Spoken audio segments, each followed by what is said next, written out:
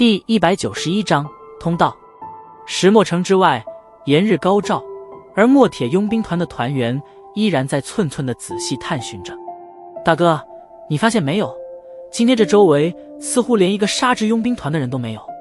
站在一处沙丘之上，萧丽视线在周围扫了扫，半晌后微微皱眉，偏头对着一旁的萧鼎道：呵，不仅是这里没有，就是连石墨城内往日那些晃荡的沙之佣兵团的团员也是奇怪的变得少了许多。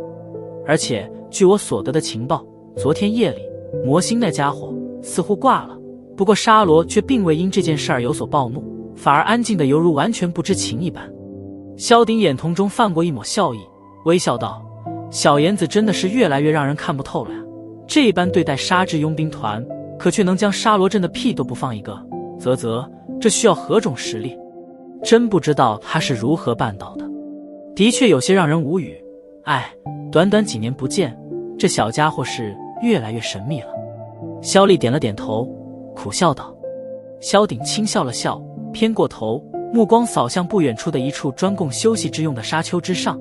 那里少年并未进入帐篷内部躲避炎日，而是盯着烈日的暴晒，盘腿坐在滚烫的沙砾之上，缓缓地吸收着周围天地间那浓郁的火属性能量，任由汗水从额头之上犹如流水一般的滚流而下，打湿了衣衫。以前小时候，他虽然天赋让人惊艳，不过骨子中却也是因此少了一份韧性与坚毅。我想那3年的废物时期，虽然让得他受尽了白眼与嘲讽，不过若是从长远来看，又何尝不是替他将踏足进入真正强者的最后一丝缺陷给修复了。至少以前的小妍子是绝对不会有独自来到塔格尔大沙漠进行这般艰苦修行的决心。望着似乎不愿浪费分秒时间的少年，萧鼎轻叹了一声，有些感叹的道：闻言，萧丽也是深有同感的点了点头。想要成为真正的强者，天赋固然重要，可若是没有那坚持不懈的韧性，最后的成就依然只会是高不成低不就。斗气大陆很大，天才也自然不少，不过最后能成为巅峰强者的，也仅仅是那寥寥可数的几人而已。所以当年的废物时期对萧炎的影响将会在日后的强者路上凸显得越加清晰。那时候他或许才会豁然明白，当初的3年废物时期并非打击，而是一种足以影响他一生的磨练。团长，第3小队似乎发现了一些通道的痕迹。就在萧鼎两人互相感叹之时，远处一道人影忽然快速跑来，兴奋地高声喊道：发现了！听着这声音，萧鼎与萧丽同时一愣，旋即脸庞上涌上狂喜，互相对视了一眼，然后将目光转向沙丘之上。只见萧炎此时也是睁开了眼来，脸庞上有着错愕与惊喜。听着声音，萧炎略微愣了一愣，然后赶紧从修炼状态之中退了出来，拍了拍身上的黄沙，急忙迎向那跑来的人影，急切地问道：发现通道了？嘿嘿，好像是发现了一点痕迹，以我们的经验来看，有很大的可能便是通往地底的通道。那名跑过来的佣兵咧嘴憨笑道：好！手掌惊喜地重重拍在一起，萧炎迫不及待地催促道：走走，快带我去看看。好嘞！佣兵目光扫了扫后面快速赶来的萧鼎与萧丽，笑着点了点头，然后赶紧掉头带路，跟着佣兵往偏北的方向小跑了几分钟。只见大堆的人群涌在一处地形略微有点凹陷的沙地之中，互相间窃窃私语着：让开，让开！带路的佣兵扯着大嗓子驱赶出了一条路来。萧炎跟着走近，目光一瞟，有些惊喜地发现，这里的凹陷之地已经被佣兵们挖出了一个半米左右的洞口。眼睛瞟了瞟洞口里边，黑漆漆的一片，而且略微有些淡淡的热气从中升腾而出。是这里吗？萧炎指向黑洞，四顾着问道。是的，这里的洞口本来被黄沙堵住了，若不是青灵察觉到这里残留着一些异样的气息，恐怕我们还真的难以发现。一名佣兵笑着回道。闻言，萧炎目光瞟向对面的青灵，发现小女孩此时正满身沾着黄沙，然而精致的小脸蛋上却是噙着一些开心的喜意。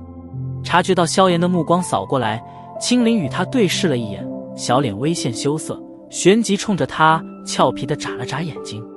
呵呵，小丫头，干得漂亮。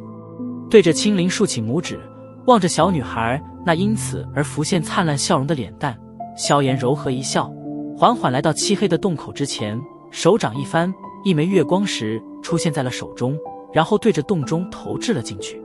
月光石散发的淡淡亮光，在漆黑的洞中翻滚了几次之后，便是逐渐的完全消失。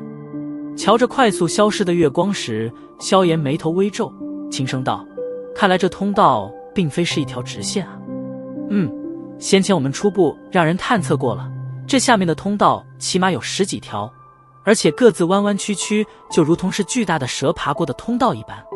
先前带路来的佣兵苦笑着回道：“这样啊。”眉头紧皱着，萧炎有些苦恼：“要不我派人下去一条一条的搜索？”萧鼎的笑声忽然从后面传来，回过头来，萧炎望着萧鼎与萧丽，微微摇了摇头，道：“这下面不知道还会有什么危险。墨铁佣兵团花费这般大的人力帮我寻找通道，我已经很满意了。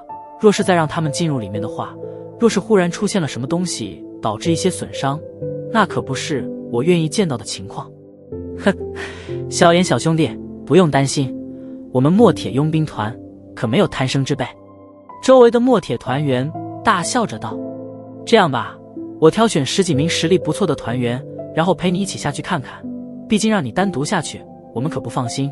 否则若是出了点意外，恐怕暴怒的父亲会直接从乌坦城赶过来把我们给宰了。”萧鼎沉吟了一会，轻笑道。闻言，萧炎踌躇了一会，也只得无奈地点了点头，略微沉默，沉声道：“不过若是在下面遇见什么突发状况的时候，我希望大哥你们能带着人先行撤退，至于我的安全问题，不用担忧。”瞧着萧炎那凝重的脸色，萧鼎与萧丽对视了一眼，微微点头。经过昨夜萧炎将煞之佣兵团的问题解决之后，他们便是再没有对他隐藏的实力有所怀疑。那个少爷，下面的通道中曾经残留了半年前那人的一些气息，我想我应该能带着您找到正确的通道。就在萧炎打算开始行动时，青灵那怯怯的声音却是让得他眉梢忽然挑上了惊喜。真的？快速地偏过头，萧炎凝视着犹如瓷娃娃一般可爱的青灵，欣喜的道：“望着萧炎的欣喜，青灵轻轻掩嘴一笑，微微点头：“小丫头还真是管用，哈哈。”越过洞口，萧炎拍了拍青灵的小脑袋，望向萧鼎与萧丽，轻笑道：“既然这样，那我们便动身吧。”呵呵，好。萧鼎笑着点了点头，目光在周围扫视了一圈，然后快速地点出一些名字，然后对着其他众人沉声吩咐道：“等我们进入其中之后，加紧周围的防御，绝对不能让人捣乱。这种沙层不太牢固，若是一个不慎，导致沙层塌陷，恐怕会将进去的人给活埋了。团长放心吧，这段时间之内，谁敢进入这块区域，不管他是谁，那我们也就只有下狠手了。”听得萧鼎的命令，周围的墨铁佣兵团员顿时满脸凶气的齐声应和。至于二弟，我们下去之后，这上面便需要你来指挥了。若不放一个人在上面指挥，我不太放心。吩咐完众人后，萧鼎依然是有些觉得不保险，再次偏头对着萧丽道。闻言，本来还打算跟着一起下去的萧丽也只得无奈的点了点头。将一切都吩咐妥当之后，萧鼎这才从一旁取出大捆的绳子，测试了一下结实程度，然后将之拴在一根早已经固定好的木桩之上，同时将手中的绳子丢进了洞中。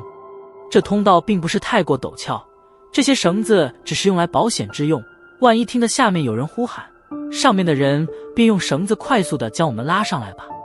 拍了拍手，萧鼎笑道。